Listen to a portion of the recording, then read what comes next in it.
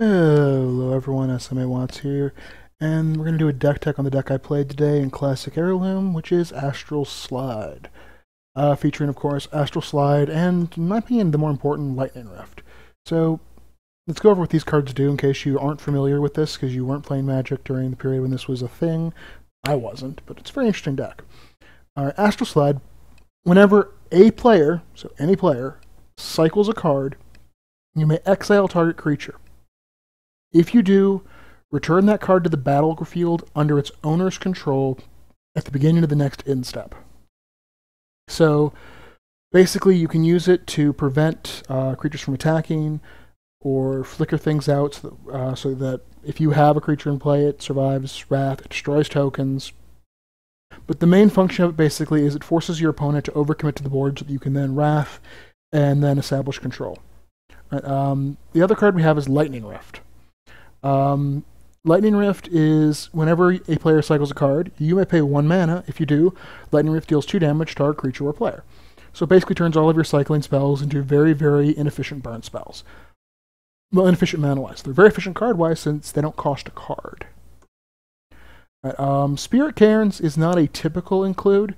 I'm using it because I thought it was a very another way to win, and I thought it kind of filled both roles in a sort of it can blank creatures and it can also eventually become a victory condition.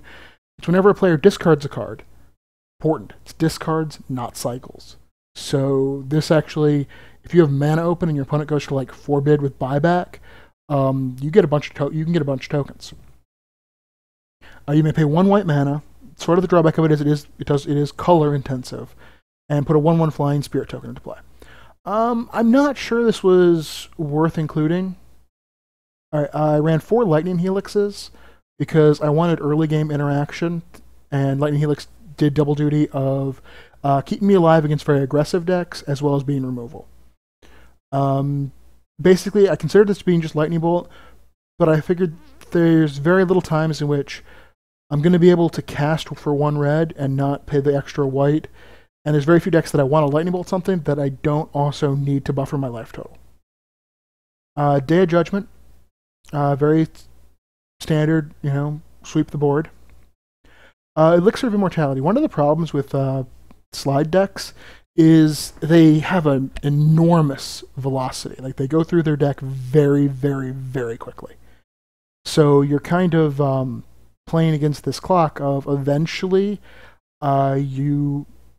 you only get to cycle 30 times because you only have 30 cyclers. I figured 2 elixirs made it so that I didn't have, unless my opponent was going to interact with my elixirs, I wasn't ever going to run out of cards, so I could just keep the engine going. I'm not sure, I think overall it was a fair card. I won a couple games because of it. I think it probably could have been in the sideboard. And I think if I was to play again, well, I'll go over what I would do if I was going to play again at the end. All right. Noble Templar. I figured I wanted a potential victory condition. Also, I wanted a little more. I wanted some cycling creatures, basically. I wanted creatures I could cycle away, or, if I got to a point where I needed something to win the game, I could just slam them down. I don't think Noble Templar was really what I needed, and I'm not entirely happy with him in the deck, but he was a role player. I was never entirely dissatisfied with him, but I think there could have been something better there.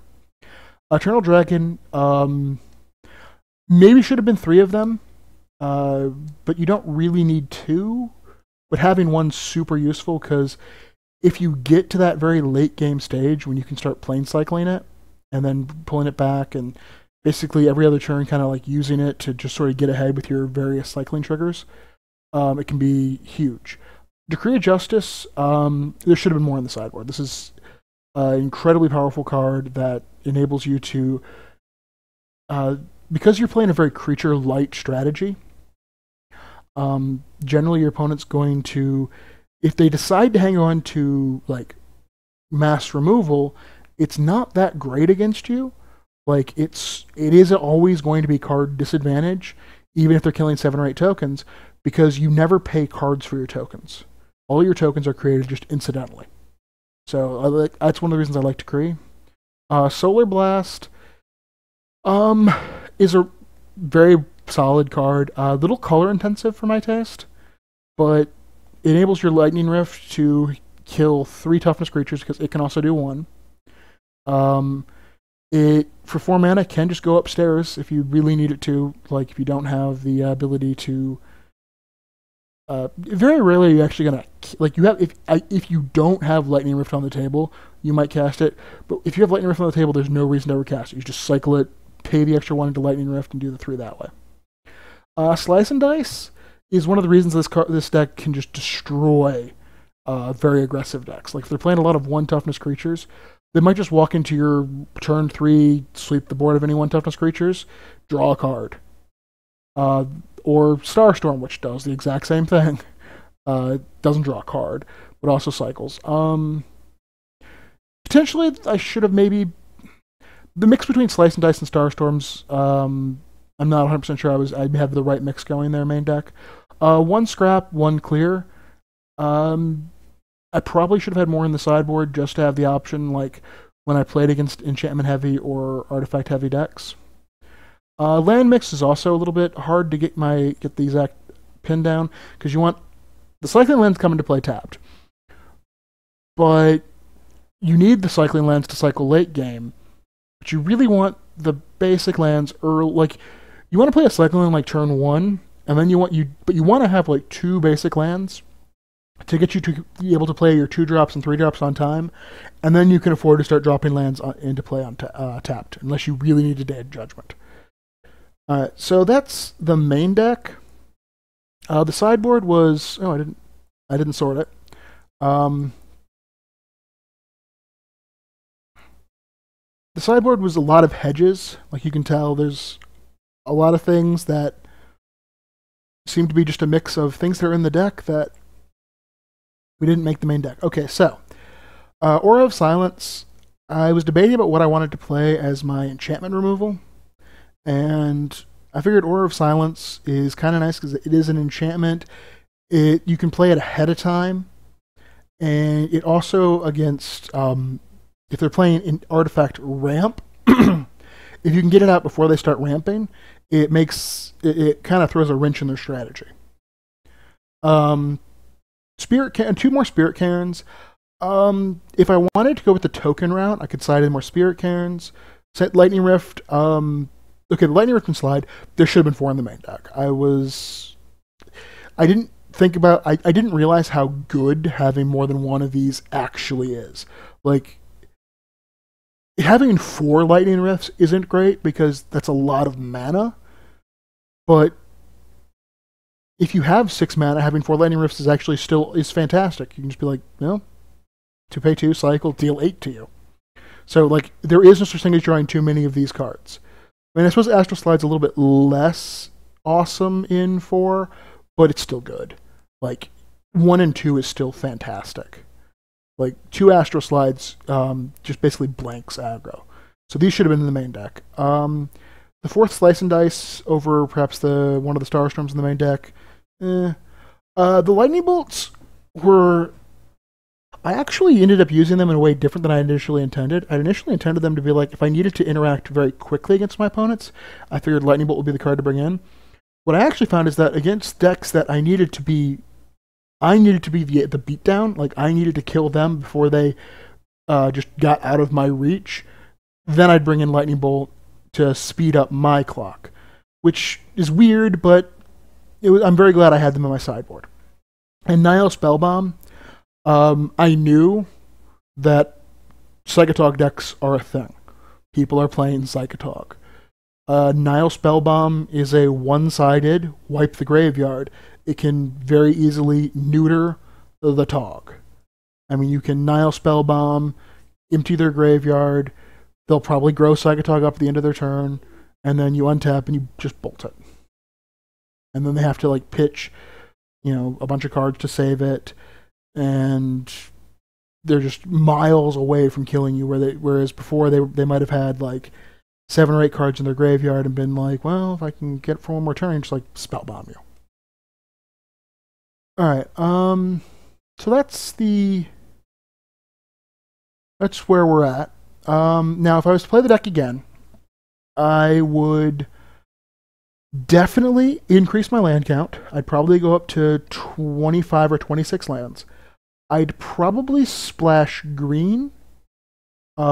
Take out some of the like Noble Templar and the Spirit Cairns, and maybe even the Lightning Helixes, and add in like Krosan Tuskers, and some cards that basic land cycled, just to increase my ability to sort of have a solid game plan against control.